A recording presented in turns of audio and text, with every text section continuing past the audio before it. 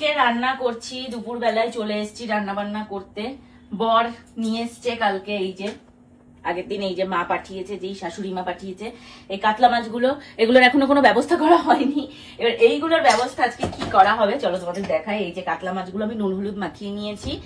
আর আমার বরের হচ্ছে পছন্দ ফুলকপি দিয়ে আলু দিয়ে উনি ঝোল খাবেন। এই যে নিয়ে এসছে বাজার থেকে একটা পুরো ফুলকপি কুড়িয়ে, মানে কি আরে সব ফুলকপি এরকমই এখন বাজারে ফুলকপি পাওয়া যাচ্ছে না, তাও ফুলকপি দিয়েই নাকি কাতলা মাছের মানে ফুলকপির অভাবে কালকে মাছটা হয়নি, কাল রাতে মাছ বানাতে পারিনি। এই যে আজকে ফুলকপি আনা হয়েছে, এখন কাটবো মাছগুলো ভাজতে ভাজতে ফুলকপি, আর তার সাথে দেওয়া হবে এই যে জ্যান্ত ধনেপাতা, একদম তাজা তাজা ধনেপাতা।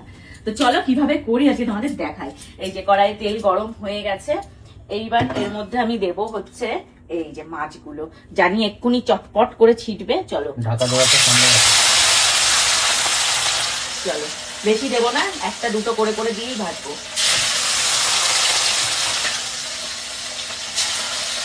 বাবা মাছ ভাজার জন্য যুদ্ধ করতে এমন একটা ভাব করছে।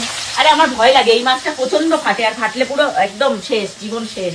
এখানে মাছ, আলু, ফুলকপি সব আলাদা আলাদা করে এই যে একসাথে ভেজে নিয়েছি।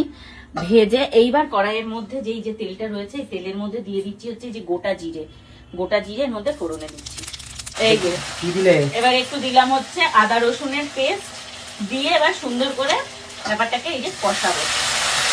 এটা খুব সিম্পল আসলে। এখন মানে আদা রসুনটা কেটে আবার বাটার না টাইম নেই, খুব তাড়াহুড়া করে যেহেতু রান্নাটা করব, তো সেই জন্য এখন আমি কেনা আদা রসুনের পেস্ট আমি সবসময় এরকম একটা আমার স্টকে রাখি, যে যখন আমি নিজে বাটতে পারি না, মানে খুব তাড়াহুড়া করি, তখন আমি এটাই ইউজ করি। এবার দেখো এর মধ্যে আমি একটু জল দিয়ে নিয়েছি, না হলে না আদা রসুনটা পুড়ে পুড়ে উঠবে।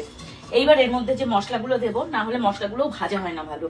এই যে এখানে দেবো হচ্ছে আমি জিরের গুঁড়ো, দেবো হচ্ছে একটুখানি এই যে এখান থেকে ধনের গুঁড়ো, এই যে লঙ্কার গুঁড়ো একটু, বেশি দেবো না, দেবো একটু এই যে হলুদের গুঁড়ো, ব্যাস আর কিচ্ছু না, জাস্ট নাড়াচাড়া নাড়াচাড়া করতে হবে। এবার এই দেখো কষানো হয়ে গেছে, এই যে তেলও এসে গেছে। এবার এর মধ্যে আমি দিয়ে দিচ্ছি আলুগুলো। আলুগুলো যেহেতু খুব বেশি সেদ্ধ হয়নি, আলুগুলো দিয়ে এর মধ্যে কষাবো। এবার হালকা কষাবো, বেশিক্ষণ কষাবো না। এই দেখো এখানে এই যে কষা হয়ে গেছে, একদম তেল ছেড়ে দিয়েছে। এইবার এর মধ্যে দিয়ে দিচ্ছি এই যে জল।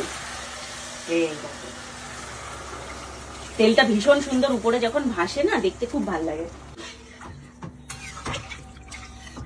এটা একটু ফুটে উঠলেই এবার দিয়ে দেবো হচ্ছে মাছটা আর ফুলকপিটা। ঝোল একদম টকবক করে ফুটছে, এই অবস্থায় এর মধ্যে দিয়ে দিচ্ছি মাছগুলো। এই যে আগে দেবো মাছগুলো, তারপর দেবো ফুলকপি।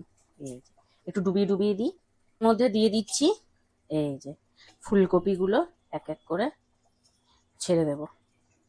ফুটে উঠেছে, এইবার এর মধ্যে দিয়ে দিয়েছি ওপর থেকে একটু এই যে ধনেপাতা ছিটিয়ে দিয়েছি, আর দেব হচ্ছে লাস্ট একটুখানি এই যে গরম মশলা, বেশি দেব না, জাস্ট একটু দেব, পুরো ব্যাপারটা এর ভেতরে ছড়িয়ে যাবে।